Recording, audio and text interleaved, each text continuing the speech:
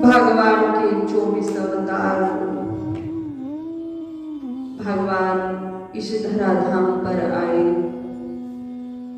आने के बहुत कारण होते हैं। समय समय पर भगवान को श्राप भी मिल जाते, क्योंकि जो कथा चल रही थी समुद्र मंथन, भगवान ने कमंड कश्यप कछुए का अवतार धारण किया, कमंड भगवान का अवतार था। तो भगवान समय समय पर ऐसी लीलाएं करते हैं देवताओं के कष्टों को हरने के लिए कि बाह्य दृष्टि से तो हमें वह छल नजर आता है, परंतु भगवान सबका हित चाहते, सबके कष्ट दूर हो और इस पृथ्वी पर मानव सुखी रहे। इस हेतु भगवान विभिन्न प्रकार की लीलाओं को करते। भगवान के 24 अवतार मुख्य कहे गए। हरि अवतार अनंत हैं, तथापि मुख्य 24। जो कोई गावे प्रेम से, उसे देव नवावे शीश। भगवान के 24 अवतार, जो केवल अवतार का नाम, उस नाम का केवल प्रातःकाल या संध्या के समय उच्चारण करता है, केवल उस अवतार का, 24 अवतार का। तब संत जन श्री नाभादास जी महाराज कहते हैं कि उसके दिनचर्या के जो पाप है ने चाहकर भी हमारे द्वारा, इस शरीर के द्वारा पाप हो जाते और पुण्य भी होते।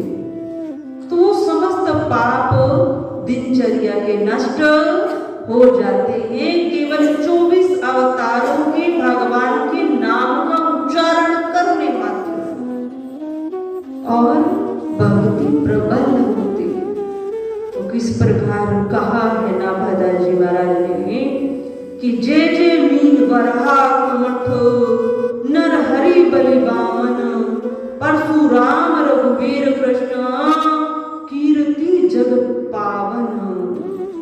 बुद्ध कलि व्यास पृथु, हरिहंस मनवंतर, जगन ऋषभ है ग्रीव ऋषि, ध्रुव वरदेन धनवंतर।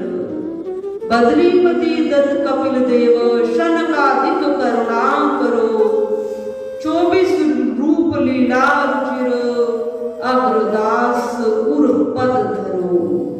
केवल इतने से शब्द श्री नाभादास जी महाराज ने केवल इतने से शब्दों में भगवान के 24 अवतारों को कहा, और कहा है कि इस मृत्यु लोक में जो प्राणी इन नामों का उच्चारण प्रातः काल में या संध्या के समय कर लेता। हम सब सुनते कि प्रातः काल अपने इष्ट की, हम सबके अलग अलग इष्ट, कोई राम उपासक है, कोई कृष्ण उपासक है, भगवान के वे रूप अलग है, भगवान तो एक ही। यहाँ तक भी आया है कि जो बुद्ध अवतार है ना, हम सोचते हैं तो बुद्ध तो बौद्ध धर्म अलग है और हमारा सनातन धर्म अलग है, पर बौद्ध धर्म भी भगवान श्री हरि नारायण का एक अवतार। बौद्ध धर्म हमारे सनातन से अलग नहीं है। बौद्ध धर्म की चर्चा श्री नाभादास जी महाराज ने भी की। हम अपने इष्ट का यदि प्रातः काल उठकर नाम का उच्चारण करते हैं, और सशस्त्र नाम सभी देवता के, प्रातः काल बिस्तर पर उन्होंने केवल नयन खुले हैं और उन्होंने अपने हाथों को देखकर यदि समस्त देवताओं को हम प्रणाम करते हैं और अपने इष्ट के नामों का उच्चारण करते हैं, 5 नाम भी यदि हम अपने इष्ट के बोलते हैं, भगवान के सशस्त्र नाम है तो 5 तो हम सबको याद होंगे ना। भगवान राम के भी 5 नाम याद अवश्य होंगे, लीला भगवान ने की, और भगवान विष्णु जी के तो बहुत नाम। तो यदि 5 नाम भी हम अपने स्वर से इस ब्रह्मांड में इसको साक्षी मानकर उसको उच्चारण करते हैं, बाहर जोड़ते हैं, केवल नेत्र खुले हैं, हाथों के दर्शन किए हैं और 5 बार अपने इष्ट का नाम लिया है, तो ऐसा शास्त्रों में कहा है कि दिनचर्या ही उसकी भक्ति में रहेगी। प्रारंभ उसका भक्ति में हो गया। स्नान को वहां महत्व नहीं दिया, वहां किसको दिया है? क्योंकि शयन को भी एक मृत्यु अवस्था माना शास्त्र। जो शयन हम करते हैं तो नित्य प्रति हमारी मृत्यु हो जाती है, अर्थात ऐसा माना गया है कि सूक्ष्म शरीर का हमें आभास नहीं होता, या ऐसा भी है कि वो हमसे अलग हो जाता, वो भ्रमण करता। कई शास्त्रों में आया है, तो कहने का भाव शास्त्रों ने छोटे शब्दों में कहा है कि शयन भी एक मृत्यु है। तो हम मृत्यु के पश्चात हमारा क्या हो रहा है? जब नेत्र खुले हैं तो जन्म हो रहा है। तो उस जन्म पर हम यदि अपने इष्ट को उच्चारण नामों का करते हैं, अपने इष्ट का ध्यान करते हैं, समस्त देवताओं को प्रणाम करते हैं, अपने भाग्य को प्रणाम करते हैं, तो प्रारब्ध के पाप नष्ट हो जाते हैं और भक्ति बढ़ने लगती है। हमारे पूरा दिन की दिनचर्या सुंदर बन जाती है। तो देखो कितना सरल, कितना समय लगता है, कितना समय लगता है, 5 मिनट भी नहीं लगते और दिनचर्या वहीं से हमारी प्रारंभ हो जाती है। तो हम सब करें। नाभादा जी महाराज कहते हैं, भगवान के नाम का उच्चारण करने मात्र से दिनचर्या के पाप नष्ट हो जाते हैं और भक्ति प्रबल हो जाती है। ऐसा संत नाभादा जी महाराज ने अपने ग्रंथ में लिखा और आप सब अनुभव भी कर सकते हो। आगे चर्चा जैसी चल रही थी, हम तीसरे अवतार पर आए थे। पहला अवतार भगवान ने मत्स्य के रूप में धारण किया, दूसरा अवतार वराह के रूप में धारण किया और तीसरा अवतार भगवान का कमठ कश्यप अवतार रहा, जो कथा चल रही थी।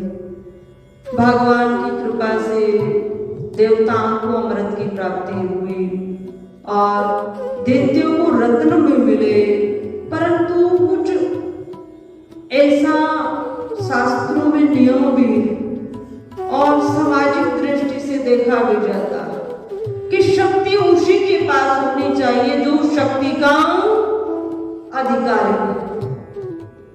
अब गन है, पुलिस वाले रखते हैं ना गन, अब उनको पता है इसका इस्तेमाल कहाँ करना है। यदि वह गन किसी बच्चे के हाथ में दे दी जाए या किसी सामान्य व्यक्ति के हाथ में दे दी जाए तो क्या करेगा?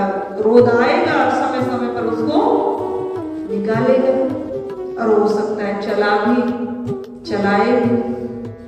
तो वो किसको दी जाती है? जो उसका अधिकारी है, जिसमें वह पात्रता।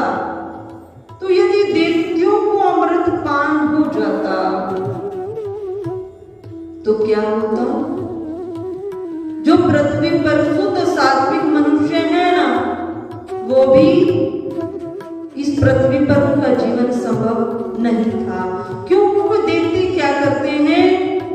न स्वयं सुखी रहते, ये कलम पर आते ही नहीं और न दूसरों को सुखी कर सकते हैं और सुखी देख भी नहीं सकते।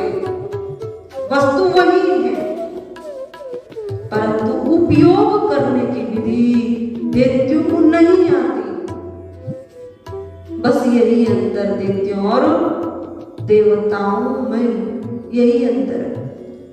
तो अमृत कलश का पान यदि देवते कर जाते तो पृथ्वी पर जीवन संभव नहीं था। आप सब देखते हैं ना, भगवान शिव का एक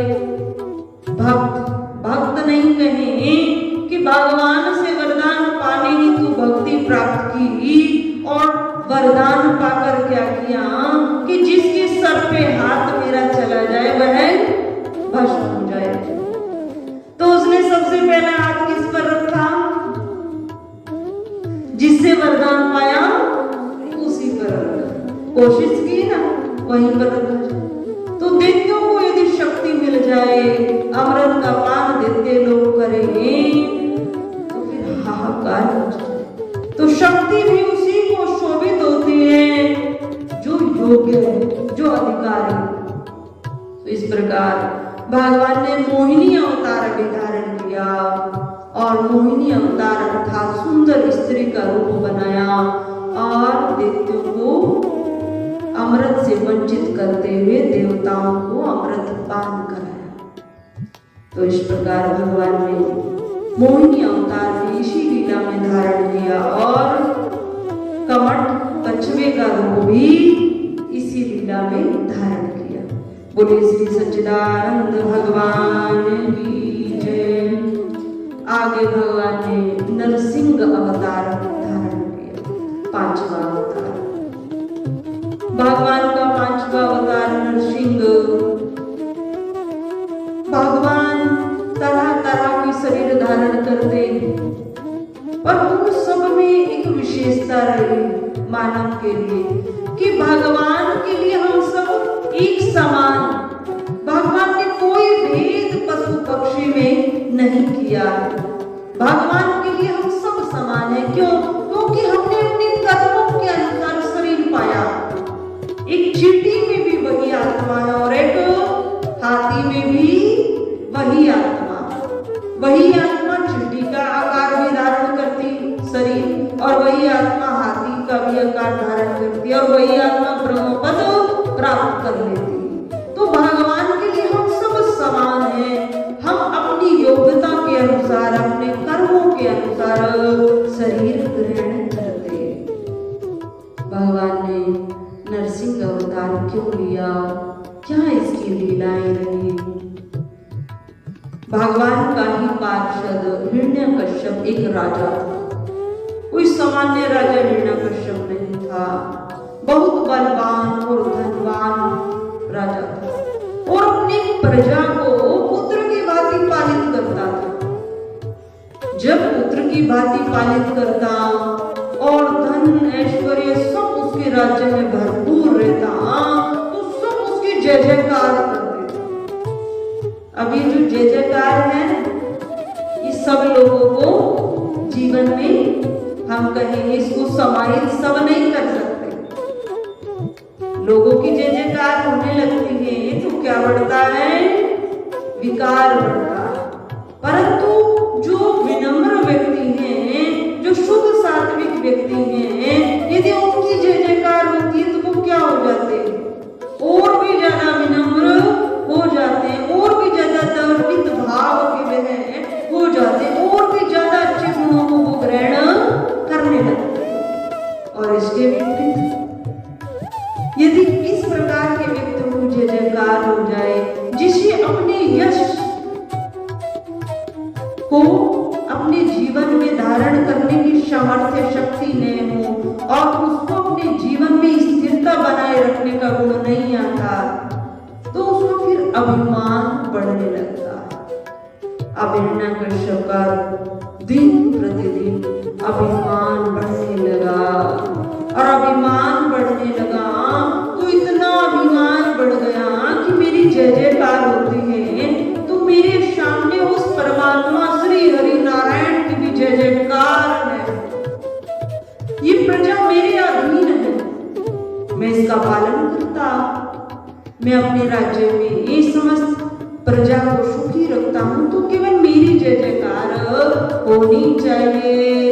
इस प्रकार का अभिमान हिरण्यकश्यप के हृदय में आया, और यहीं से उसका पतन प्रारंभ हो गया। अभिमान बढ़ा तो राज्य में जितने अब धर्मात्मा तो भगवान का भजन करेंगे। जिस व्यक्ति को लोभ होता है, लालच होता है, वो सामने आकर बड़ी प्रशंसा करता है, तो राजा की सब प्रशंसा करते, पर धर्मात्मा साधु भगवान श्री हरि नारायण की प्रशंसा करते और कहते कि देने वाला एक है, मांगत लाख करोड़, हमें राजा तुम कुछ नहीं दे सकते हो, देने वाला तो श्री हरि नारायण। हम जो अन्न अपने घर में पाते हैं, वस्त्र पहनते हैं, हमारे घर में जो आज धन वैभव है, वो किसी के दिए का नहीं। हाँ, पात्र कोई बन सकता,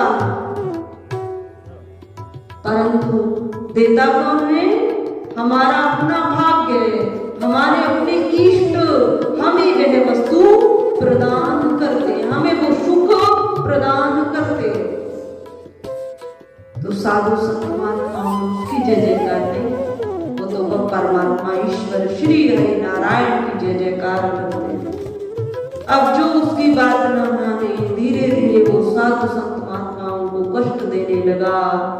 अपने सेनापतियों को कहता कि उनको कारागार में बंद करो और उन्हें दंडित करो, दंड दो, जिससे उनकी वाणी पर मेरा नाम आए, मेरी जय जयकार।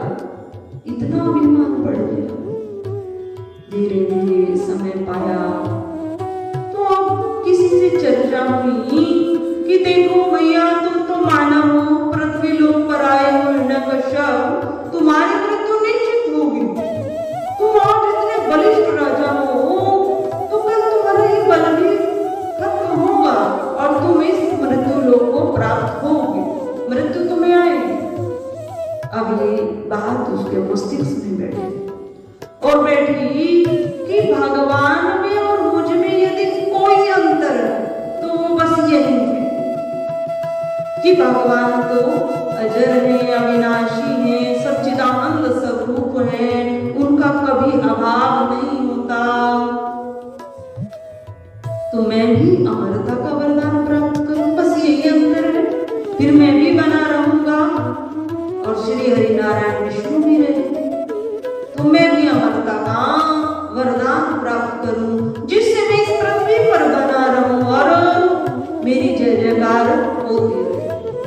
तो ऐसा भाव मन में आया और कहीं कहीं पर संतों ने एक बात को और कहा कि हिरण्यकश्यप भगवान श्री हरि नारायण से शत्रुता रखता था, उसको एक कारण और हुई। कारण है कि हिरण्याक्ष और हिरण्यकश्यप ये दो भाई थे, तो एक भाई की मृत्यु भगवान ने कब की? जब वराह अवतार धारण किया और हिरण्यकश्यप ने पृथ्वी पर धर्म को नष्ट करने के लिए ब्रह्मा जी की बनाई हुई सृष्टि इस पृथ्वी को जल में डुबा दिया। जब पृथ्वी जल में डूबने लगी तब ब्रह्मा जी ने जब ध्यान किया और भगवान वराह रूप से प्रकट हुए तो भगवान ने हिरण्याक्ष का वध किया। तो हिरण्याक्ष किसका भाई था? हिरण्यकश्यप का भाई। तो वह भी शत्रुता हृदय में थी श्री हरि नारायण के प्रति और अपने राज्य में भगवान के नाम का उच्चारण किसी को नहीं करने देता। और धीरे धीरे समय बढ़ा और हिरण्यकश्यप की जो धर्म पत्नी थी वे बहुत धार्मिक स्वभाव की और श्री हरि नारायण की भक्त। अब देखो पूरे राज्य में चाहता है कि भगवान का कोई नाम ना ले, परंतु क्या पत्नी के हृदय से निकाल पाया? कयाधु नामक वे उसकी धर्म पत्नी और बाल्य अवस्था से जब तक उसका विवाह भी नहीं हुआ था संतों की सेवा करती और भगवान श्री हरि नारायण की कथा सुनती थी। विवाह के पश्चात हिरण्यकश्यप के मुख पर नहीं कहती थी मैं नारायण का भजन करती हूँ, परंतु चित्तवृत्ति भगवान से जोड़े रखती थी और हर समय नारायण का ध्यान करते हुए भगवान भक्ति कोई किसी से ले नहीं सकता। तो कयाधु भगवान की परम भक्त थी और भगवान की कथाओं में विशेष रुचि रखती थी।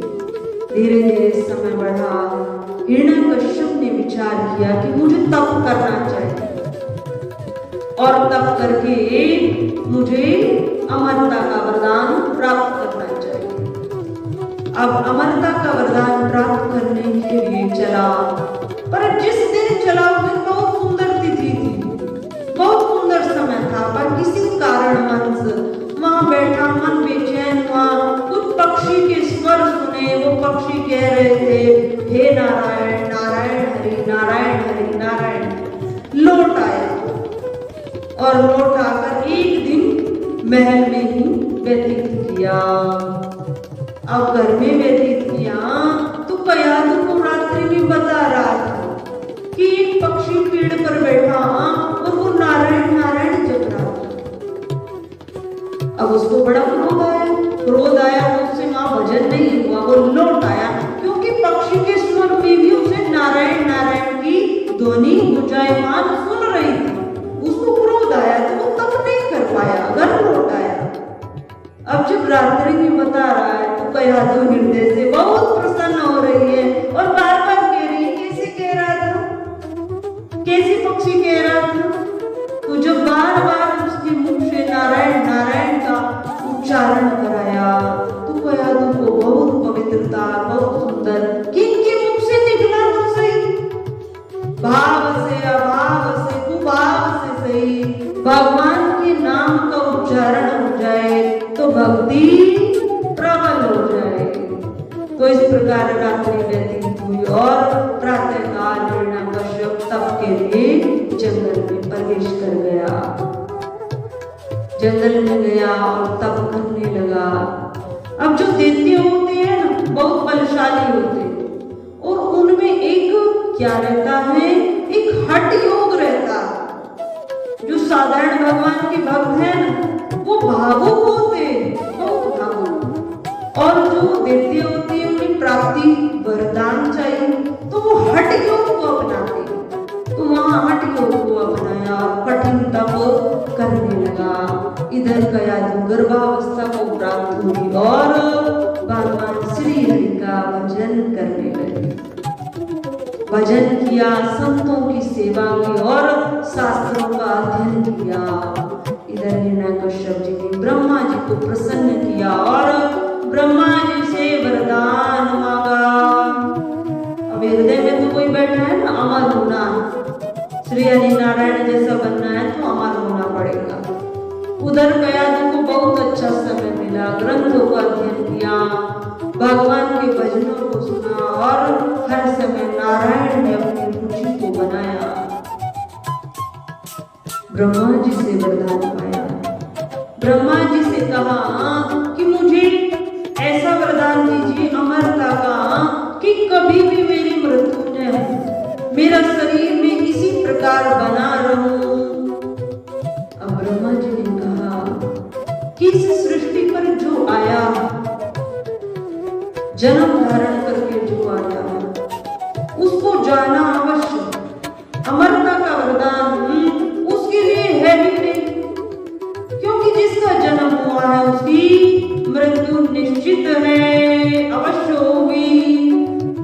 किसी के कुछ लंबे समय तक शरीर चल सकता है और किसी का बहुत कम समय तक। अभी एक माता परिचित एक बच्चे को जन्म दिया, सामान्य, बिल्कुल सामान्य,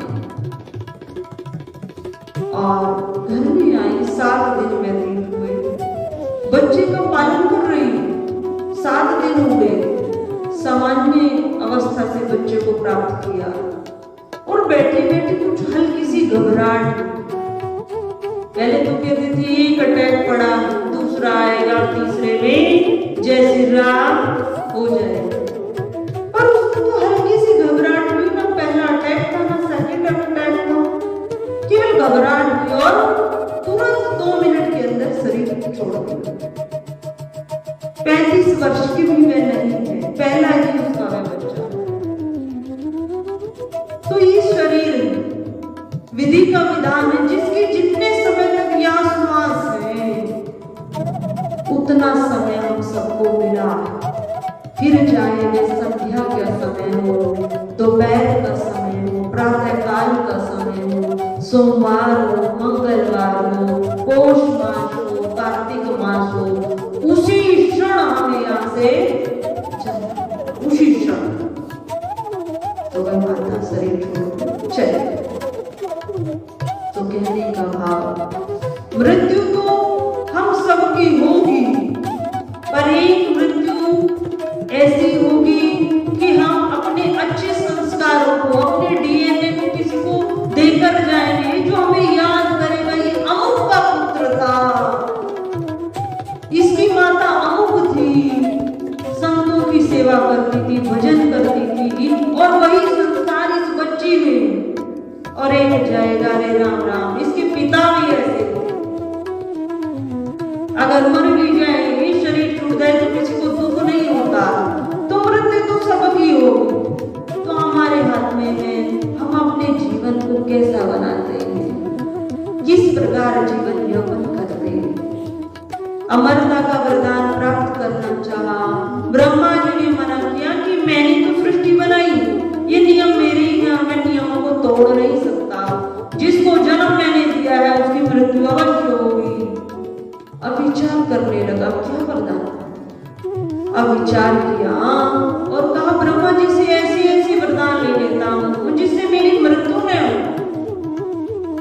कैसे कैसे वरदान पाए कि मैं न जल में मरूं, न थल में मरूं, न मैं आकाश में मरूं, न मैं अस्त्र से मरूं, न मैं शस्त्र से मरूं, न मैं किसी पशु पक्षी से मरूं, न मैं नर से मरूं, न मैं सुबह में मरूं, न मैं शाम में मरूं। इस प्रकार के वरदान हिरण्यकश्यप ने पाए। और न में जो 12 महीने होते हैं ना, इसमें भी ना मरूं। साल के जो हम 12 महीने कहते हैं ना, हिंदी में भी होते हैं, उनमें भी मैंने मेरा शरीर अधिक मास में भगवान ने हिरण्यकश्यप का वध किया। तो इस प्रकार के बहुत सारे वरदान मांगे ब्रह्मा जी ने क्या तथास्तु, क्योंकि ब्रह्मा जी की भक्ति बहुत कम होती है पृथ्वी पर, ब्रह्मा जी की भक्ति बहुत कम होती है। और जो भगवान ब्रह्मा जी का भजन करता है, भगवान अति शीघ्र प्रसन्न हो जाते हैं और उसको वरदान दे देते हैं। तो इस प्रकार भगवान ब्रह्मा जी ने वरदान दिया। अब हिरण्यकश्यप बहुत प्रसन्न हुआ कि मैंने तो एक दृष्टि से अमरता का ही वरदान पा लिया। अपने राज्य में लौट कर आया और लौट कर आया तो पुत्र का जन्म हो चुका था और पुत्र भगवान श्री हरि नारायण का भजन करता था। बड़ा प्रसन्न हुआ, पुत्र को अपनी गोदी में बिठाया और गोदी में बिठाकर प्रेम से पूछने लगा, तुम्हें सबसे इस संसार में सबसे प्रिय वस्तु कौन सी है तुम्हारी, तुम किसको चाहते हो। पहली बार पुत्र को प्रेम से अपनी गोदी में बिठाया और पुत्र ने किसका नाम लिया, नारायण का। पिताजी, इस संसार में यदि कोई सबसे ज्यादा दुर्लभ है और जिसको प्राप्त करना सबसे ज्यादा दुर्लभ है और यदि प्राप्त हो जाए तो हम सब जीवों का उद्धार हो जाए। पिताजी, मुझे नारायण बहुत पसंद है। जैसे ही ईश्वर का नाम पड़े और प्रहलाद पर अत्याचार शुरू हो गया। प्रहलाद पर हम सब भजनों के माध्यम से बहुत गाते हैं कितना अत्याचार हो, परंतु जिसकी रक्षा भगवान करते हैं। प्रहलाद तो नन्हा बालक जिसको संसारिक विषयों का ज्ञात भी नहीं, किस प्रकार के संसारिक विषय होते हैं और किस प्रकार की संसार की वृत्तियां हैं, जिसको बहुत हृदय छोटी अवस्था में भगवान से लिप्त हो गया, भगवान की भक्ति से ओतप्रोत हो गया, उसकी रक्षा स्वयं भगवान करते। जागो राखे साइया मार सके बालना बाका कर सके जो जग गए। भक्त प्रहलाद पर अनेकानेक कष्ट आने लगे। कई बार पिता ने सोचा माता को तो बहुत ममता, अपने सैनिकों को आज्ञा दी और बालक को लिया महलों से और सैनिकों को कह दिया कि इसको अमुक जगह पर छोड़कर बस आना और ज्ञात नहीं होना चाहिए। माता को भी कहा तो भी कि मैंने प्रहलाद को साथ में लेकर अमुक स्थान पर छोड़ दिया। अब प्रहलाद को साथ में लेकर आए हैं और एक ऐसी जगह पर छोड़ा है जो बहुत विषैले सर्प, बहुत विषैले सर्प। अब प्रहलाद नन्हा सा बालक है। हिरण्यकश्यप सोच रहा है कि प्रहलाद कहाँ जाएगा और कोई एक विषैला सर्प भी यदि उसको स्पर्श कर जाएगा तो इसकी मृत्यु हो जाएगी। और सैनिकों को वही बिठाया कुछ दूरी पर कि जब ये मृत्यु को हो जाए तो इसके शरीर को दे लेना, मृत्यु को प्राप्त हुआ है। अब वहां पर प्रहलाद भक्त को बिठाया। प्रहलाद वहां पर आया, देखता है सर्प है, परंतु देखकर खुश हो गया। ये तो श्री हरिनारायण भगवान क्षीर सागर में शयन करते हैं तो भगवान का आसन ही नागों का है। ये तो मेरे श्री हरिनारायण की सेवा में रहते हैं। इस प्रकार का भाव आया। वहां पर नारायण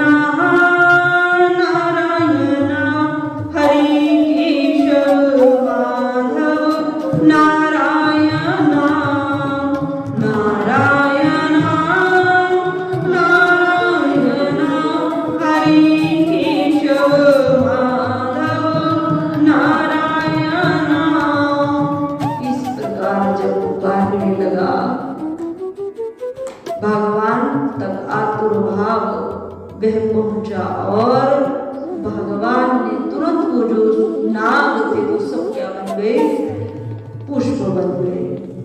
हमारी जो दृष्टि थी उसमें पुष्प बन गए, पर वे नाग तो नाग ही रहे और उन्होंने नागों ने एक प्रहलाद भक्त को स्पर्श तक नहीं किया, जबकि नागों का झुंड पड़ा हुआ था।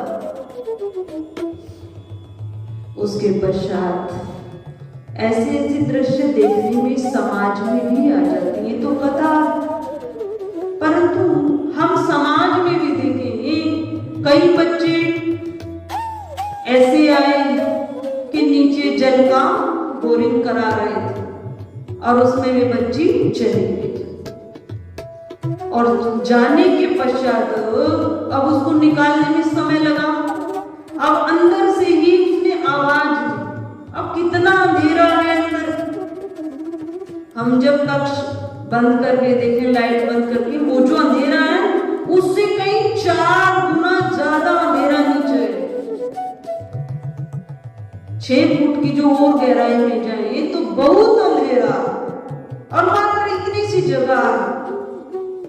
अब उसमें वे बच्ची नीचे जितना वो बोरिंग कराया है 400 फीट का वो पड़ी और वहां से उसने आवाज लगाई है। ऊपर किसी ने सुना है उसको निकालने में 2 या इससे ज्यादा दिन का समय लगा। अब देखो वो बच्ची सुरक्षित निकल आई, उसमें प्राण शक्ति रही। तो किसने वहां रक्षा की? भगवान ने उसकी रक्षा की। भगवान ने कहे या यूं कहे उसका विधि के विधान के अनुसार अभी समय इस संसार को छोड़कर जाने का नहीं था।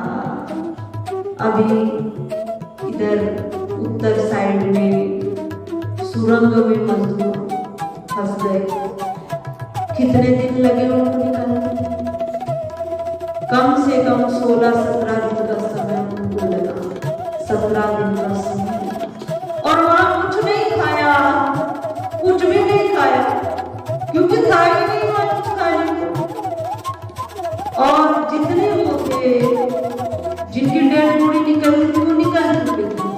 जिनका एक अनुमान था कि इतने मजदूर वहां हैं और उस सुरंग से वे निकल जाए, वो सब मिल गए।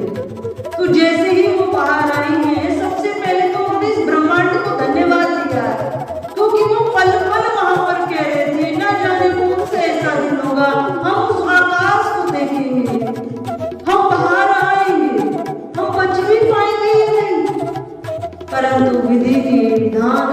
अनुसार उनका समय जाने का नहीं था। उन्होंने वहां भी भगवान को पुकारा। कहते हैं भगवान की पुकारते जब हमें तो भगवान तक में पुकार नहीं पहुंची, वो मानवों के रूप में ही तो पहुंचेगी। और उनको सुरक्षित बाहर निकाला गया, उनका चेकअप कराया गया बॉडी का कि इतने दिन तक रहिए, कोई अंदरूनी चोट तो नहीं। वो सब सुरक्षित थे, केवल कमजोरी थी कि 17 दिन तक कुछ खाया, जो कुछ पास था केवल उसका सेवन किया। और सारे भाई सुरक्षित निकल कर आए और इस ब्रह्मांड को बारंबार वो धन्यवाद देते हैं कि हमें जीवन दान मिला। तो इस सृष्टि में भी ऐसे कार्य समय समय पर होते। तो भक्त प्रहलाद ने भगवान को पुकारा, सर्पों से भगवान ने उसकी रक्षा की। समय और व्यतीत हुआ, सैनिकों ने देखा प्रहलाद सुरक्षित है, राजा को बताया, महलों में लाया गया। अब दोबारा दंड देने की विधि क्या रही कि पर्वत से गिरा दिया जाए। अब पर्वत से गिरेगा, नन्हा सा बालक है, और कहां पर गिराया जाए? झील, नीचे झील थी पानी की, उसमें गिरा दिया जाए तो पता भी नहीं चलेगा और मृत्यु को प्राप्त हो जाएगा। अब पर्वत से गिराया प्रहलाद को, पर गिराया जरूर, जैसे एक वस्तु नीचे आकर बैठ जाती है, ऐसे भक्त प्रहलाद आकर पृथ्वी पर सुरक्षित बैठ गए। और जिस समय गिराया था उस समय भी भगवान का भजन करने लगे, नारायण हे नारायण हे नारायण हे नारायण। भजन किया और सुरक्षित स्थान पर बैठ गए।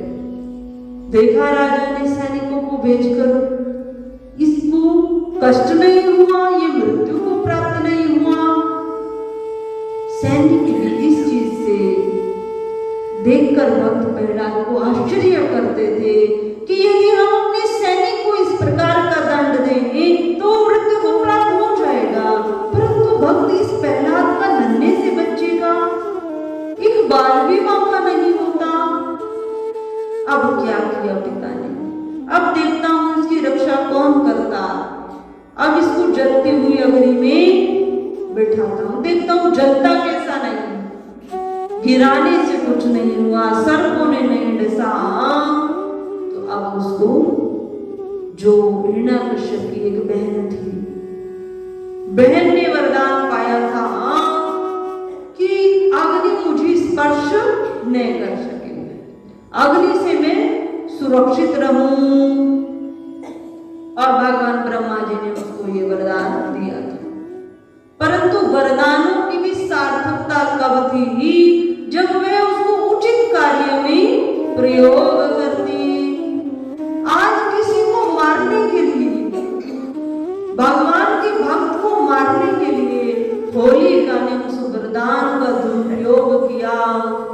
जलती हुई अग्नि में बैठी कि अग्नि मुझे स्पर्श नहीं कर सकती, वरदान मुझे प्राप्त है। पर इस प्रहलाद को वरदान प्राप्त नहीं, ये तो जलकर भस्म हो जाएगा, मैं अग्नि में इसको लेकर बैठू। अब जैसे ही अग्नि में लेकर बैठे तो भक्त प्रहलाद की रक्षा हो गई और होलिका जल गई। अर्थात जो दूसरों को कष्ट पहुंचाना चाहता है, दूसरों को कष्ट देना चाहता है, भगवान कहता है जिसको तुम कष्ट देना चाहते हो उसकी तो रक्षा मैं करूंगा, परंतु तुम कष्ट दे रहे हो तो तुम्हें स्वयं तुम्हारे जीवन में अपार कष्ट होगा। तुम जिसके लिए गलत कर रहे हो तुम उस गलत कार्य में स्वयं भी लिप्त हो जाओगे और जीवन में अपार कष्ट तुम्हें होगा। हम दूसरों के लिए खाई खोदे, हम सोचे हम बच जाएंगे तो हम ही गिर दें, वह बच जाएगा जिसके लिए किया। ये क्षणिक दुख भी आ जाए फिर भी उसकी रक्षा हो जाएगी। क्यों? क्योंकि हम सब अपने भाग्य का पा रहे हैं। प्रभु ने जो हमें कष्ट हमारे कर्मों के अनुसार हमें मिलते हैं सो मिलेंगे। यदि कोई भाई उसमें इंटरफेयर करता है, उसकी सोचता है सुख कम हो जाए, मैं दुखों को बढ़ा दूं, तो तुम तो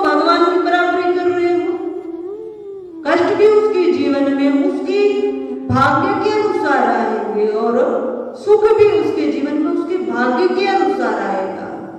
तो हम सोचिए उसके कष्ट के हेतु बन जाए, अपार उसको कष्ट दे तो भगवान की बराबरी कर रहे हो ना। तो भगवान कहता है उसकी तो मैं रक्षा करूंगा, पर इस त्रिलोकी में तुम्हें कोई बचा नहीं पाएगा, तुम्हें इतना कष्ट होगा। इस प्रकार होलिका स्वयं चली गई और भक्त प्रहलाद सुरक्षित रहे। जब देखा हिरण्यकश्यप ने ये बालक मृत्यु को प्राप्त नहीं होता, अपार कष्ट हमने इसको दिया, और जो सैनिक थे वो भी मन में इस भाव को लाने लगे ये बच्चा चमत्कारिक। अब राजा के तो सामने जय जयकार करते, पर पीछे से उस बालक को नमस्कार करते थे कि बालक को चमत्कारिक शक्ति, पर राजा के सामने उसको दंड देते थे, राजा के सामने उसको प्रताड़ित करते थे। समय बढ़ा, अत्यंत क्रोध हिरण्यकश्यप को कि देखता हूं इसको इतने कष्ट दिए तब इसकी मृत्यु नहीं हुई, अब इसकी मृत्यु अवश्य आएगी। और जैसे ही उस गदा को उठाया और हिरण्यकश्यप चला जब प्रहलाद को मारने के लिए, तो पहले कहने लगा तेरी मृत्यु से पहले तेरे भगवान को मारता। अब बता प्रहलाद, तेरा भगवान कहाँ कहाँ रहता है, कहाँ है तेरा भगवान? मैं पहले उसके पास ही जाकर उसे ही मारता हूँ। हाथ में गदा को लिया और इस प्रकार के शब्दों को बोला। तब हिरण्यकश्यप के इन शब्दों को सुनकर भक्त प्रहलाद ने कहा, पिताजी मेरे भगवान तो सर्वत्र व्यापक, मेरे हरि नारायण सर्वत्र व्यापक, वो तो प्रत्येक कण कण में है पिताजी। अब जैसे ही ये शब्दों को सुना तो पिताजी ने कहा जी कण कण में है तो क्या इसमें भी है, इस खंबे में भी है? हाँ पिताजी, मेरे वह परम पिता परमात्मा नारायण इस खंबे में भी। अब जैसे ही इन शब्दों को भगवान ने सुना तो भगवान ने अपने भक्त की वाणी को सार्थक कर दिया और हिरण्यकश्यप ने अत्यंत क्रोध में होकर उस गदा को खंबे पर स्तंभ पर मारा। तो वहीं से भगवान श्री हरि नारायण नरसिंह के रूप में प्रकट हो गए। बोलिए श्री नरसिंह भगवान की जय। अब नरसिंह भगवान रूप के साथ नरसिंह भगवान उनका रूप देखा हिरण्यकश्यप ने, तो हिरण्यकश्यप को लगा हृदय में ना तो ये सिंह है और ना ये नर है, ना तो पूरी तरीके से सिंह है और ना ये नर है। इस प्रकार का जब देखा तो अपनी मृत्यु निकट दिखाई दी और हिरण्यकश्यप को भगवान नरसिंह भगवान ने पकड़ा और काम पर लेकर आए। महल की जो द्वार था, न घर था न महल था न बाहर था, दिल्ली पर उसको लेके आए और अपनी पैरों पर उसको रखा और अपने हाथों से, क्योंकि कहा था उसने न अस्त्र से मरो न शस्त्र से मरो, न अंदर मरो न बाहर मरो, न आकाश में मरो न पृथ्वी पर मरो। भगवान ने हिरण्यकश्यप का रूप धारण कर हिरण्यकश्यप को अपनी पांव पर लिया और नरसिंह का रूप धारण कर कहा, याद कर हिरण्यकश्यप तू कहां पर। अब उसने चारों ओर देखा, क्योंकि हम सब सोचते हैं ये हमारी जो बुद्धि है ना, हम बहुत इंटेलिजेंट हैं, बहुत इंटेलिजेंट, पर हम नहीं जानते कि हमको जिसने बनाया है वे सुपर पावर एक और है। हम सबको जो एक छोटी छोटी बुद्धि दी है ना, किसी में थोड़ा विवेक ज्यादा है और किसी में थोड़ा कम, पर इन सबसे भी ऊपर एक सुपर पावर है जिसने हम सबको बनाया। तो भगवान ने कहा है मैंने ही तुझे बनाया था, तुमने क्या सोचा था कि मैं अमरता का व्रत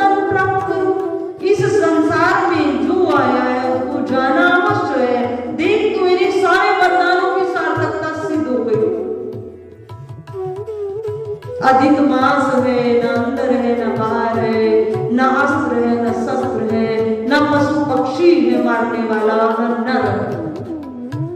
इस प्रकार के 24 वरदान पाए थे और 24 वरदानों में सार्थकता को भगवान ने सिद्ध किया, भक्त प्रहलाद की वाणी को सिद्ध किया और हिरण्यकश्यप का उद्धार भगवान ने किया, मृत्यु को प्राप्त हो गया। भक्त प्रहलाद जब इस प्रकार के भगवान के रूप को देखा, क्योंकि चतुर्भुज रूप में भगवान की पूजा करता था नारायण, पर इस प्रकार के भगवान के रूप को देखा तो नन्हा सा बालक भक्त प्रहलाद कांपने लगा। रूप को देखकर इतना भयंकर रूप तो कांपने लगा, पर जैसे ही भगवान समीप आए और भक्त प्रहलाद का स्पर्श किया तो स्नेह भर गया। जब किसी छोटे बालक का स्पर्श मिल जाता है तो जो क्रोध है ना वो शांत हो जाता है। तो भगवान का, नरसिंह भगवान का जब क्रोध था, भक्त का स्पर्श किया तो वह क्रोध नष्ट हो गया, उसको गोदी में बिठाया और उसको प्रेम किया और भगवान ने भक्त प्रहलाद को आशीर्वाद दिया, आशीर्वाद के साथ वरदान दिया, भक्ति अखंड करने वाले मेरे परम भक्त तुम रहोगे, तुम्हारे राज्य में भक्ति प्रबल होगी, साधु संत महात्माओं की तुम सेवा करोगे और तुम्हें भक्ति को बढ़ाते हुए अपने जीवन को सार्थक करना है, भगवान के भक्तों की रक्षा करनी है। इस प्रकार की आज्ञा देते हुए भगवान अंतर्ध्यान हो गए। तो यही भगवान का हिरण्यकश्यप अवतार कहलाया, छठा अवतार भगवान, चौथा अवतार भगवान का नरसिंह।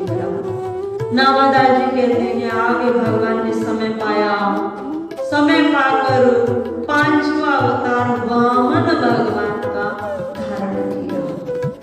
भगवान समय समय पर पृथ्वी पर आते हैं दुष्टों का संहार करने के लिए, भक्ति को बढ़ाने के लिए। गोस्वामी जी ने भी अपनी वाणी से इसको कहा है कि भगवान क्यों आते हैं, कोई कहे भगवान को आने की आवश्यकता क्या है, भगवान तो अपने पार्षद या अपने सेनापति या मंत्रियों को भेजे तो भगवान आते हैं, परंतु भगवान आते हैं भक्तों की रक्षा के लिए। भगवान ये मानते ही नहीं कि जीव मेरा पुत्र नहीं, भगवान हमें अपने पुत्र के समान मानते हैं। जैसे एक पुत्र अपने पिता अपने पुत्र की रक्षा करता, तो नहीं चाहता मेरे पुत्र पर कोई संकट आए, किसी प्रकार का कोई कष्ट आए। अगर कष्ट आएगी तो मैं स्वयं उसको दूर करूं। हमारे भाग्य के अनुसार जो मिल रहा है सो तो आएगा, पर अकालिक आ जाए तो मैं स्वयं उसको दूर करूं। तो भगवान इसलिए स्वयं आ जाते, सब कुछ भूल जाते, बस ये देखते हैं मेरा पुत्र मुझे पुकार रहा है, धरती पर अत्याचार बढ़ रहा है, कोई मुझे यशोदा माता मिल जाए, कोई मुझे नंद बाबा मिल जाए जिसके यहाँ मैं अवतार धारण कर और पृथ्वी पर आ जाऊं। ये विचार भगवान का रहता। गोस्वामी जी कहते हैं भगवान अवतार धारण करते हैं और अवतार धारण करने के पीछे मुख्य कारण यही रहती है कि भक्त को आनंद देने के लिए, धर्म की रक्षा के लिए। और भगवान आते हैं, दुष्टों का उद्धार करते हैं, भक्तों की रक्षा करते हैं, तभी तो ग्रंथों में उनकी लीलाएं वर्णित होती। भगवान आए और चले जाए, भगवान ने विभिन्न प्रकार की लीलाएं की हैं जिनको संतों ने लिख दिया है और आज हम सबको सुनकर अपने जीवन को धन्य बना रहे हैं, अपने जीवन की सार्थकता को सिद्ध कर रहे हैं। जब जब हुई धर्म की हानि, बाढ़ही असुर अधम अभिमानी, तब तब प्रभु धरी विविध शरीरा, हरहु कृपा निधि सज्जन किया। और भगवान भक्तों की पीड़ा को दूर करते हैं, धर्म की रक्षा करते हैं और हम सबको आनंदित करने के लिए हम सबके जीवन को सुंदर बनाने के लिए, हम सबको प्रेरणा देने के लिए भगवान समय समय पर इस पृथ्वी पर आते हैं। भगवान का पांचवा अवतार वामन भगवान का रहा। भगवान वामन जी के रूप में आए। अब ऐसी क्या समस्या आई कि भगवान को ब्रह्मचारी का रूप धारण कर पृथ्वी पर आना पड़ा। एक समय दैत्यों का अत्याचार बढ़ गया। अत्याचार दैत्यों का बढ़ा तो दैत्यों में एक राजा हुआ बलि राजा। तो जैसे नाम से ही परिचित ये बलि राजा इतने बलवान थे और धर्मात्मा भी थे, धर्मात्मा भी और बलवान भी। तो धीरे धीरे बलि ने समस्त देवताओं के जो लोग थे उनको अपने में स्थापित कर दिया और देवताओं को उनके स्थान से वंचित कर दिया। अब दैत्य सभी सुख पूर्वक रहने लगे। क्यों? क्योंकि बलि का राज्य, बलि के राज्य में सभी प्रसन्न रहते थे और बलि भी धर्मात्मा पूर्वक राज्य करने लगा। परंतु जिसका स्थान छीना गया उसको तो दुख होगा ना। तभी तो दैत्यों को सुख मिला जब देवताओं का स्थान छीना गया, उन्हें वंचित किया गया। अब देवता बहुत दुखी हुए और देवता यदि अप्रसन्न है तो उसका प्रकोप किस पर पड़ता है? यदि हमारे पांचों देवता ये भी अप्रसन्न हो जाएंगे तो उसका प्रकोप किस पर पड़ता है? हम पृथ्वी वासियों पर पड़ता है। यदि वायु देवता क्रोध हो जाए तब क्या होगा? तो पृथ्वी पर हाहाकार हो जाएगा। यदि जल देवता क्रोध हो जाए तो पृथ्वी पर जीवन संभव नहीं होगा।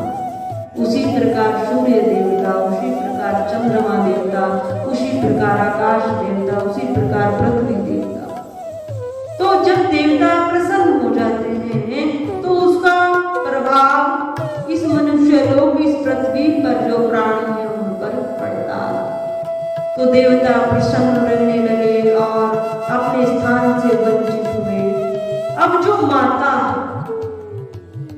दैत्य और देवताओं कश्यप ऋषि की सब संतानें, परंतु जो देवतागण वो अदिति माता के पुत्र और जो दैत्य हैं वो दिति माता के पुत्र। केवल माता का अंतर। अब देखो कितना बड़ा अंतर संतान। कश्यप ऋषि की दोनों संतान देवता और दैत्य, परंतु माता का अंतर है। माता देवताओं की माता अदिति है जो शुद्ध सात्विक विचारों की, जिसके जीवन में प्रबल धर्म, सामान्य धर्म नहीं, प्रबल धर्म, विवेक पूर्ण जागृत है और धर्मात्मा है, स्वयं बहुत धार्मिक। तो किस प्रकार के पुत्रों को जन्म दिया? जो स्वयं भी सुखी रहते हैं और औरों को भी सुखी रख सकते हैं, इस प्रकार के पुत्रों को जन्म दिया। और एक माता दिति माता, दिति माता तमोगुणी स्वभाव की, अर्थात उनका जन्म ऐसा कहा गया है कि राक्षस कुल में ही हुआ था। राक्षस कुल में अर्थात जिनमें तमोगुण प्रधान होने के कारण किस प्रकार के संतान उत्पन्न हुई?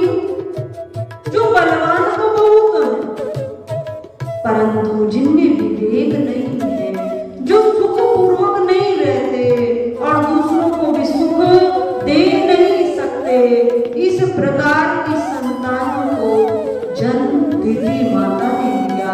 क्योंकि उनके स्वयं के संस्कार ऐसे ही थे। तो देखो माताओं कितना अंतर आ रहा है। तो तभी माता को क्या कहा गया है? प्रथम गुरु कहा गया है। एक बालक की जो सबसे पहले शिक्षिका होती है उसको सात्विकता का, व्यवहारिक व्यवस्था का, घर की व्यवस्था का जो ज्ञान कराती,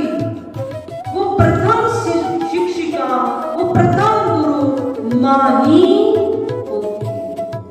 तो भगवान राम जी ने क्या कहा? भगवान राम जी की जो लीला थी, भगवान राम जी करते थे, वो क्या करते थे? प्रातः काल उठकर रघुनाथा नाम ही मात पिता गुरु माता। तो सबसे पहले किसको प्रणाम करते थे? माता को प्रणाम करते थे। आदि गुरु शंकराचार्य ने भी कहा कि सबसे बड़ी यदि कोई गुरु संसार में है हम सबका, तो वो हमारी माता है। आप सब अपने आप पर लेकर आ जाओ। आप यहाँ जितने बैठे, आप सबकी माता बहुत समझदार है बेटी, बहुत समझदार है। उनके जीवन में अवश्य धर्म होगा, वो धर्म को मानने वाली होंगी। वही संस्कार आप सबको यहाँ लेकर आया है और लेकर आया है। आप इतने समय तक बैठे हैं, ये संस्कार भी माता का है। आपको ये कथा व्यासपीठ की रुचिकर लग रही है, आपके स्वभाव से मैच हो रही है, आपका हृदय इसकी प्रसन्नता का अनुभव कर रहा है, ये संस्कार भी माता का है, आपकी माता। तो माता चाहे अपने पुत्र को एक साधु बना दे, माता चाहे अपने पुत्र को विद्वान देशभक्त बना दे, और माता चाहे अपने पुत्र को एक शैतान बना दे, ये माता के ऊपर निर्भर है। तो जब सर्वप्रथम बच्चा माता से शिक्षा ग्रहण करता है, तो जिस प्रकार की शिक्षा देती है, वही उसके जीवन जीने की कला वहीं से निर्धारित हो जाती है, उसके संस्कारों की नींव वहीं से प्रारंभ हो जाती है। तो इस प्रकार देवते और देवताओं में यदि कोई अंतर था, तो वह माता के संस्कारों का अंतर था, और उसी संस्कार के कारण देवताओं की पूजा होती है और दैत्यों को क्या किया जाता है? एक ही दैत्य है जो अजर और अमर है। कौन है? एक दैत्य है हमारे हम सब के बीच में, वो अजर और अमर है। वो कौन है? वो है राहु और केतु। ये एक ही है, पर एक शरीर के दो नाम, राहु और केतु। एक होकर दो हो गए और दोनों अपना प्रभाव दिखाते समय पर जिस प्रकार कभी नक्षत्रों के अनुसार कभी एक राशि पर आते हैं, कभी दूसरी राशि पर आते हैं, तो ये सुख पहुंचाते हैं या कष्ट पहुंचाते हैं? कष्ट पहुंचाते हैं। परंतु जब इनकी तृप्ति हो जाती है, इनको प्रणाम किया जाता है, इनके मंत्र का उच्चारण किया जाता है, तो प्रसन्न भी हो जाते हैं और प्रसन्न होकर अपनी कृपा भी देते हैं। परंतु इन राहु के तो एक देते से ही सूर्य चंद्रमा भयभीत रहते हैं, और यदि सारे देते अमृत का पान कर जाते, अमर हो जाते देवताओं की तरह, तो फिर पृथ्वी पर जीवन संभव नहीं होगा। तो कहने का भाव, हम सबके संस्कारों में जो आज बनती है, वो हमारे पूर्वजों की रही है, पूर्वजों के माता की रही है। तो वामन भगवान इस धराधाम पर आए, उनका एक ही कारण रहा कि देवताओं को अत्यंत कष्ट होने लगा, और देवताओं के कष्टों की निवृत्ति हेतु जो अदिति माता थी, उन्होंने तप किया, भगवान श्री हरि नारायण का अपार भजन किया, और भजन कर भगवान से वरदान मांगा, हे प्रभु मैं चाहती हूँ मेरे पुत्र देवता उन्हें अपने राज्य को प्राप्त करें, उन्हें सुख पहुंचे। मैं मां हूं, मैं नहीं दे सकती, मेरे पुत्र संकट में हैं, उनके ऊपर समस्याएं, उनका राज्य उनसे छीन लिया गया, तो मैं अपने पुत्रों का राज्य वापस चाहूं। भगवान ने कहा ठीक है, देवताओं के कार्य को पूर्ण करना मेरा उत्तरदायित्व भी है, और तुमने वरदान भी मांगा है, तो मैं तुम्हारे यहाँ जन्म लूंगा, मैं तुम्हारे यहाँ अपने